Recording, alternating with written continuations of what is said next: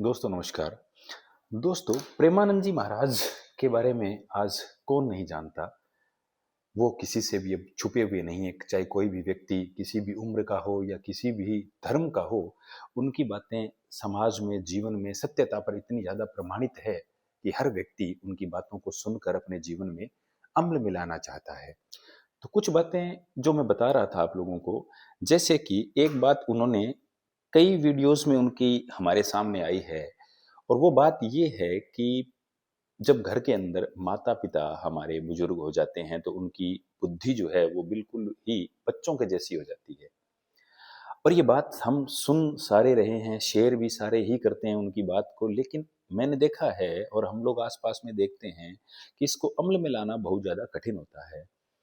कि माता-पिता जब बुजुर्ग हो जाते हैं तो वास्तव में उनका स्वभाव बहुत चिड़चिड़ा हो जाता है। जो बातें आपको लगेगी, वास्तव में आपको लगेगी कि ये बात इस तरीके से मेरी मम्मी ने या पापा ने ये प्रतिक्रिया नहीं देनी चाहिए थी, वो प्रतिक्रिया भी वो देते हैं। कई बार आपकी खुशी की बात पर आपको वो कोई ऐसी बात कहते हैं कि आपका सारा का सारा मूड बिल्कुल ही खराब हो जाता है। कई बार कोई दुःख की बात होती है और जिस पर आप ये चाहते हैं कि मेरी माँ का या मेरे पिता का ये रिएक्शन आएगा, ये प्रतिक्रिया आएगी, लेकिन वो प्रतिक्रिया नहीं आती। उनका स्वभाव या उनकी प्रतिक्रिया इस तरीके की होती है कि आपको यूँ लगता है कि जैसे इनको मेरे दुःख से या मेरे घाटे से या मेरे नुकसान से किसी भी प्रकार का कोई फ़र्क नहीं पड़ता है। वास्तव में ऐसा नहीं है, उनको फ़र्क पड़ता है। वो अकेले में बैठकर जब अपने आप से बात करते हैं, तब उनको फ़र्क पड़ता है।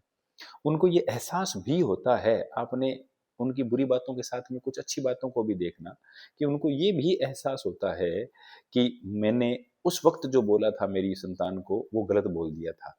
लेकिन वास्तविकता यही है कि उनका मन बिल्कुल ही 3, 4 या 5 साल के बच्चे जैसा हो जाता है।